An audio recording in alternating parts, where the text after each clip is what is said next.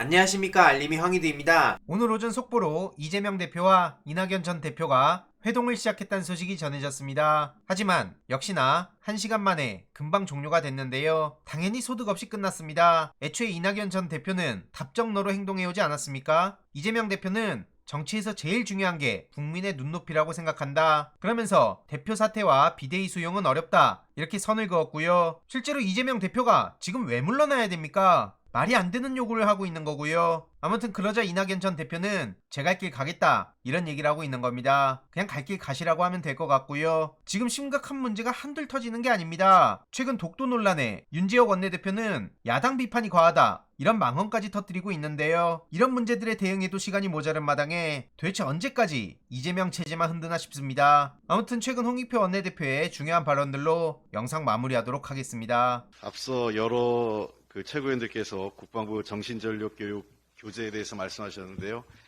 제가 육군에서 3년간 이런 정신교육을 담당했던 정훈장교로 있었습니다.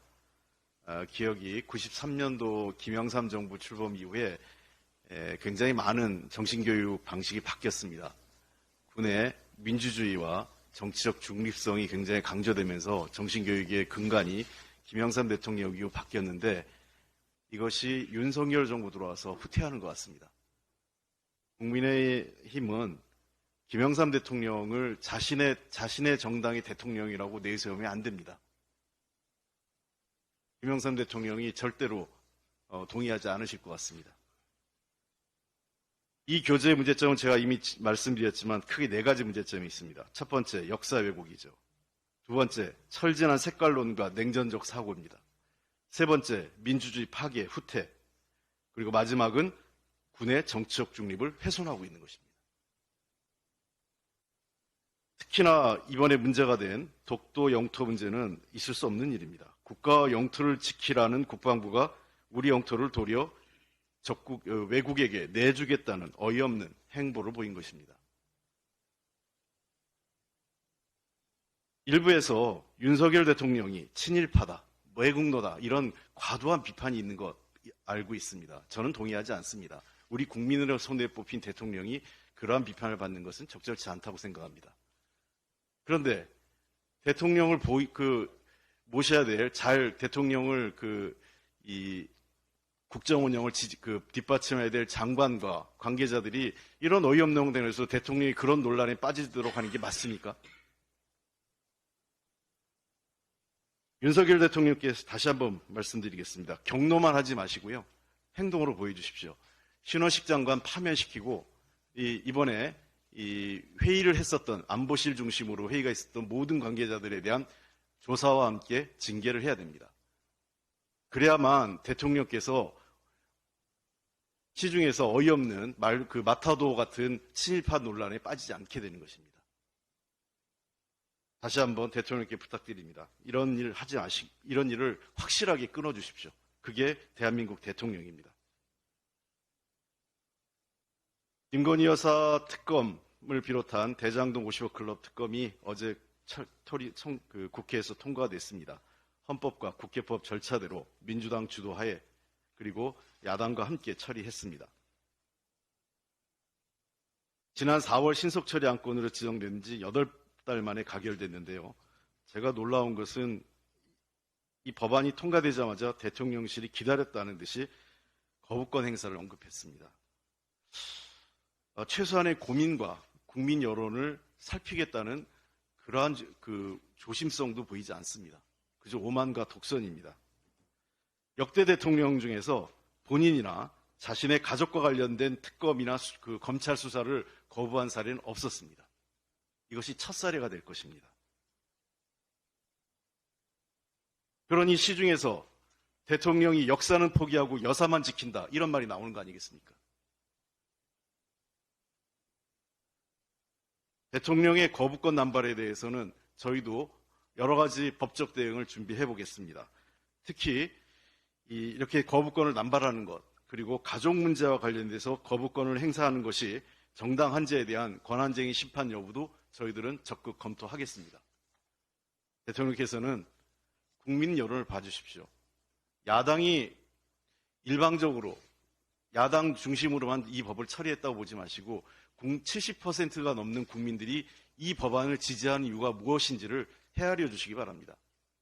오죽하면 조중동에서조차 대통령의 거부권 행사에 대한 우려 사설을 썼겠습니까? 민주당은 해야 될 일은 또박또박 해나가겠습니다.